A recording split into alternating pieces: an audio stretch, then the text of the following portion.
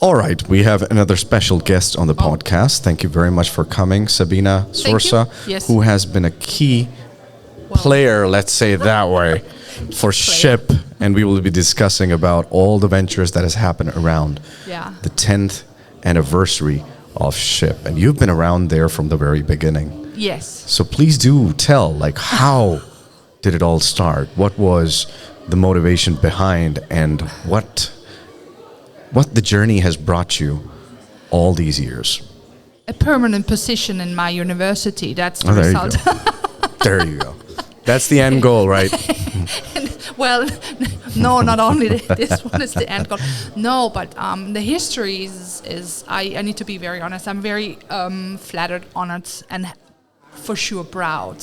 Right. That SHIP is still 10 years and still existing, still growing strong, still amazing, and gives a lot of opportunities for young startups. I mean, it's makes my SHIP mama heart very happy. That's great. That's great. So yeah, we can call you SHIP mama.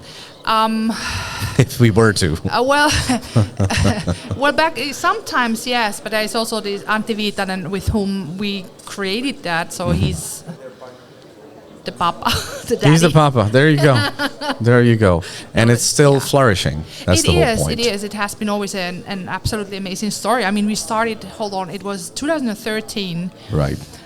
We did a lot of projects like startup events, and we also were participating in the so-called Cambridge Venture Camp. Right. Which was a week in Kotka here, and then a week we have been in Cambridge. Nice.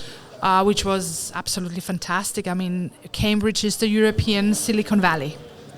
So we had the honor to visit a lot of places, a lot of experience for our startup, and then we kind of like had the so-called in 2013 the startup kind of show or end, which was very, very tiny but very successful. Right. And then we thought in 2014, well, it would be nice to scale it up a little bit. So we were in Suorsa here, and there was Professor Neil Hartman, then was Dr. Shai Varjanaga from Cambridge University, Joni Eho, and a lot of other stakeholders and let's say ecosystem influencer. And somehow, and it was such a beautiful story, and it was me, I was there, and also Heidi Sjögren, for example, and we were sitting there in this audience, and we were just kind of like, what should we do? And then suddenly Shai said, well, why not we are in Kotka, why not put all the startups and pack them into a ship?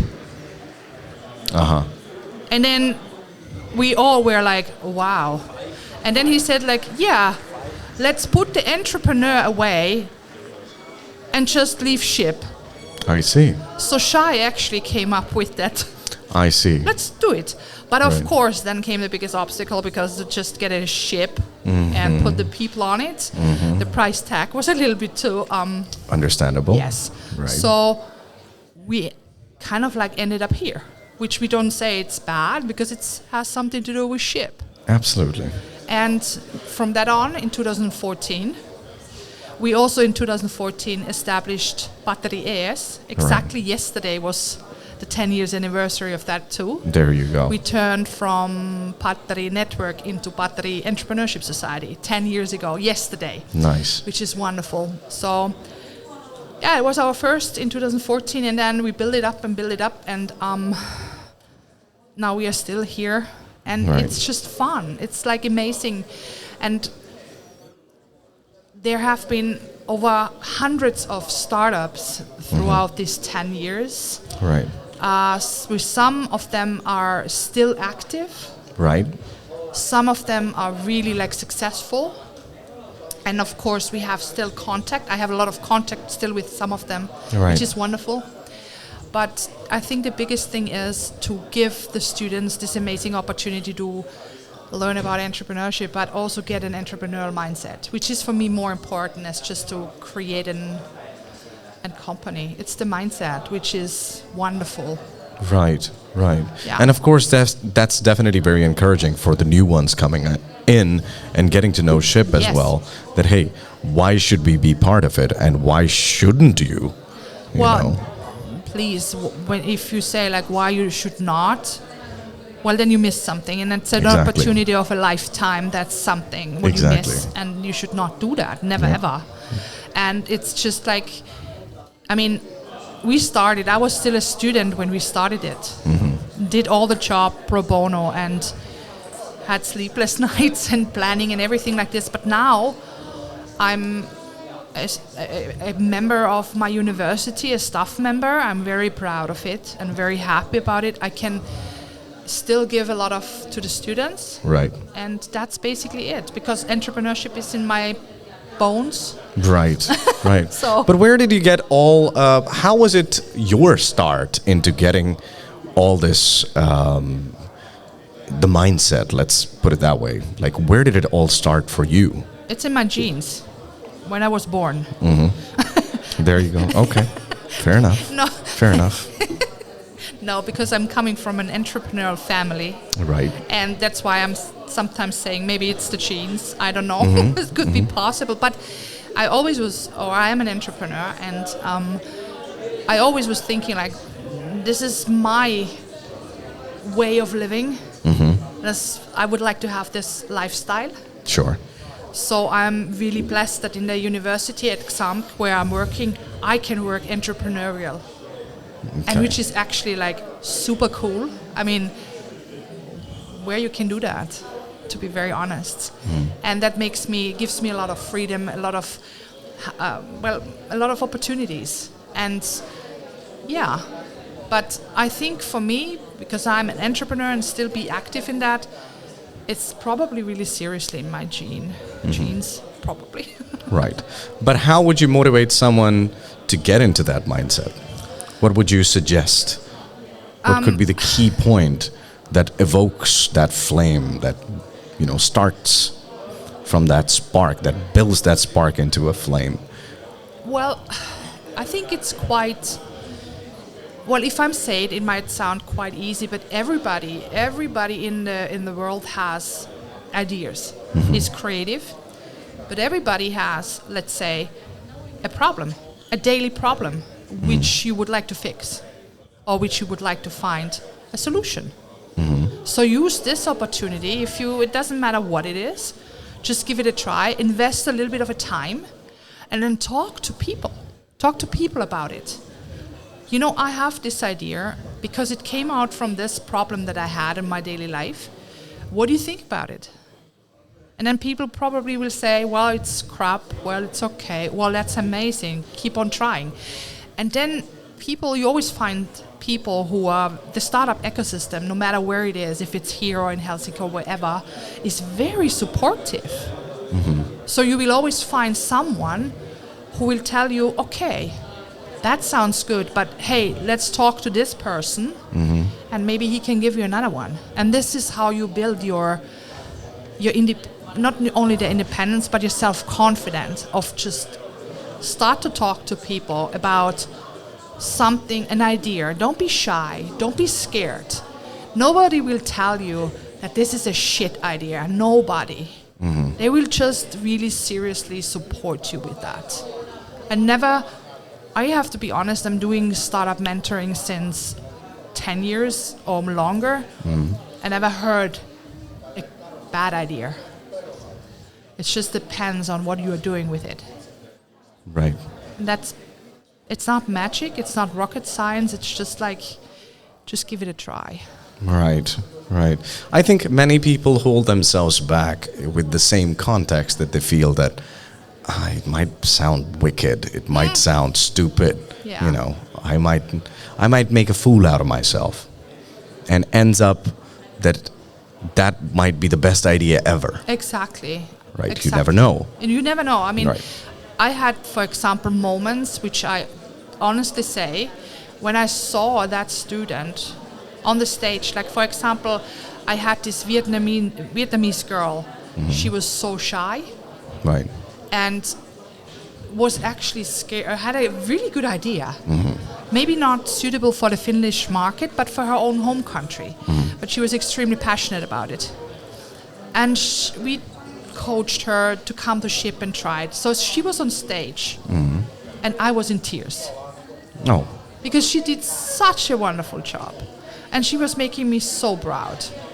And it was wonderful. I mean, if you see like this from something so tiny and someone so scared suddenly stand on a stage and get that confidence and actually prove herself and be after that going off the stage and be, of course, happily exhausted but super proud. Right. You know, the only thing that I could do is I just was running to her in my tears. I needed to give her a huge hug and said, like, you just did the perfect pitch, and I'm proud of you. Right. That brings me to two interesting questions now regarding SHIP. That, first of all, do you have to be a student to be part of SHIP? I don't think so. Right. I mean, that's my opinion. I don't think so. Because of course we have juniorship, it's this one, but I think not. You don't need a degree for being an entrepreneur, absolutely not. Right. You don't need a bachelor degree of being or the master degree of whatever business to be an entrepreneur. Hello. There's a lot of look about, did Elon Musk, for example, has a degree? No. Whatever. Sure. But seriously, you don't need a degree. Right. No, my question was joining SHIP in order to learn things, in order to pitch things. Do you ought to have some sort of a background, as in per se, you're studying or you're becoming a student of certain, you're following a degree or something like this, or you've graduated and so on? Or is it open to every single person? Sorry, I think it's open for every single person, because I think maybe that could give you the opportunity to think like, okay, I'm lacking of knowledge. Right. Let's say business, technology, whatever it is. Right. And you can try of going and jumping into making a degree where you can boost up your knowledge and getting the basics of it. Yes. But it's not mandatory, but I would actually even let's say recommend it, because you're learning about the technology, you're learning, for example, about the basic and the knowledge, but to implement and put it into your startup, it's learning by doing. Correct. I mean, the reason why I was asking that is basically that in order for SHIP to approach people from all sorts of corners, they might feel little bit resistant to the fact that, I don't have a degree. Maybe it's more based for, it's focused on the students and, it's focused on a different certain, group of people. I might feel an outsider and, not even welcomed and so on. That's the reason why I asked the question. I mean, the startup world is extremely welcoming. Right. And I don't think that, I personally, in my 10 years of experience in that field, I never asked someone, what kind of degree you have? Seriously, I never asked, because I was just thinking well, it's not necessary, required. Right. If you have an idea and you do it smart and you learn and you go with the experience, it's not said that the kind of startup ecosystem is coming from the university. No, absolutely not. There's a lot of people in the industry who are serial entrepreneurs, investors and everything, and don't have an degree. So it's fine. I think as long as you're willing to learn and put an effort and be committed, everything is fine. The commitment is very important, and the passion. Of course. Without that, things would be difficult. Oh, yes. A lot difficult. We need to be realistic. The entrepreneurial environment is harsh. It's blowing a completely different wind. It's not always rewarding, and makes sense. It can be a beast if you let it be. Yes, absolutely. Or you can tame it. Yes, exactly. Now, the other question that I had in mind was regarding the ideas that do not apply, let's say, in the Finnish market, the way that you mentioned about the Vietnamese girl who had the idea that would have fit perfectly for her country, but rather was not all right, or let's say rather was not applicable in the Finnish market. Would that be a bad thing to, pitch the ideas of such sort in SHIP as well, which don't apply to the Finnish market? Is it more, related to the Finnish market only? Well, absolutely not. Think about gaming, for example. Right. I mean, it's worldwide anyway. Exactly. It's the gaming industry or the app industry. Right. Is an international industry. You can be suddenly a born global. So, well, you can be, but of course, born global is rarely. But for example, the game industry is not saying, okay, our game is just suitable for Finns. Right. No, I mean, if you put, for example, you made it very clear. If you have a mobile game, you make it very clear. You either do it to the App Store or put it on Google Play. So it's internationally, and that's basically it. Of course, if you have a specific service or a specific product, that's a different story, because you should basically make proof of concept in one market. Right. And it's then good where you start the market in the place of maybe, for example, Finland. Right. And then it's fine. But it's not necessary when you, for example, go to SHIP and you have an application or you have, let's say, a game. It's as I said, you put it on the App Store or on Google Play when you go for the mobile, and you're straight away basically global. Or if it's a PC game, you put it on the Steam platform or on itch.io, and it's already internationally. There. So it's not necessary a must. Right. Well, thank you very much, Sabine, today for coming for the podcast. Thank you, guys. And well, it's been fantastic that SHIP is growing and growing. Yes, and there are many more years to see. I hope Absolutely. so. I hope so. I mean, exactly. There's always place for development and space and lot, and Certainly. And you being part of it for 10 years is fantastic.